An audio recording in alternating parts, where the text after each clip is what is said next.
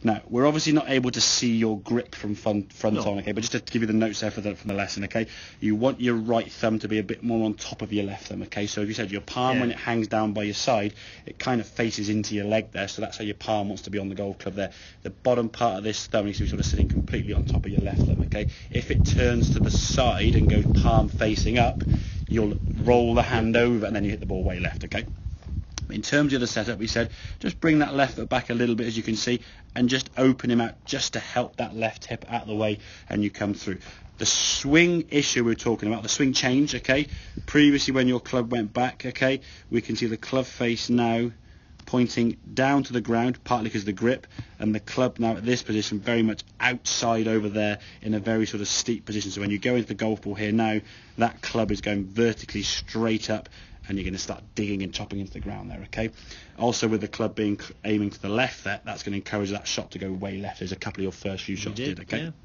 So watch this club as we go back now. As the club goes back here, you can see the club now much more in line with your toe line, yeah? So if I take away those just lines there, the difference in those two positions, this now is working on a much more efficient angle in here rather than just going straight up. So we're creating this sort of natural curve that the club would want to work on. So as we go back here now, we hinge the wrist. As the club comes back to the golf ball, we can attack the golf ball now from a much more efficient angle this way. Okay, nice into the golf ball there. Good strike, as we can see, as opposed to having to sort of trying to come back in. Your club now is very, very steep on this left-hand side, and now your hands have to sort of try and get up at your way, so popping up at the way to try and get your own way and catching it right off the end of the golf. Look at the two differences in those contacts there. That one's much more from the meat of the bat, shall we say, right at the centre of the golf club there, whereas that one's barely catching the end of it, okay? So if we're catching the golf ball now off the end here, we're going to lose a lot of power, and the ball's gotten off to the right there, okay? If the club face then is going back in what we call hooded position, going this way, partly because your hand's in this position here now, when it goes back, it wants to go back to its natural position, so it just does that. And the club then gets this sort of closed, but they're not going to want to then come back against what it naturally wants to do. So if we can get that right hand a bit more on top, it can then come back to a more square position with the club head.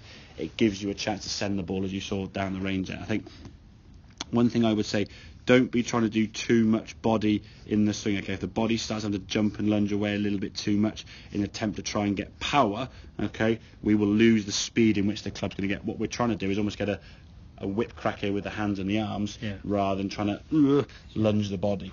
That's the feeling, I suppose, or the analogy I always give is, if you imagine a bit of thread you had in your fingers, or your thumb and forefinger, and a little weight on the end of it, you could just sit there in your hand doing this, and after a bit of time you get that thing whizzing around your hand quite quickly. So your hand represents the body, and the thing whizzing around your hand, the string with the weight on it, is the golf club. If I then did that with my hand and sort of moved all over the place, the string now would just completely lose its circle and just lose speed and fall down. Or if I try to go faster or whatever it would be, I wouldn't create that momentum with the club. We're trying to create momentum and club head speed, not a lunge with the body and a big sort of heave ho. I don't know, lunging is a technical term, okay? Chopping it. Exactly, yeah. I mean, part of the issue that was when you were going back, as you were going back quite steep anyway in the backswing, so you aren't in a sort of a chopping position there, with that club being sort of as vertical as that is there. It just wants to come straight back down. So your natural angle from there now is to go back into here. So when you have to try and readjust, your hands have to therefore work back out, and there the club then works back in, hence why you've got the contact off the toe of the club and the ball then going fairly weak, maybe 10 or 15, 20 yards to the right there. So your consistency now is going to be low, because you're relying on, in some ways, a compensation. Your setup is one that's going to cause the ball to go way left, and then that takeaway to try and react to that is going to cause the ball to potentially miss it and go right. What we've got to try and do is get that club working more of the arc around the body. So, as we said, the golf swing is basically a circle around your body. That's what we're trying to create. Yours is sort of going straight up that way and just coming down too steep on the golf ball. So, does that make sense? Yeah. A lot of sense. Good. Yeah. So right hand grip's key. Get that thumb covered, and then the feeling the club working just a little bit more around your body, okay?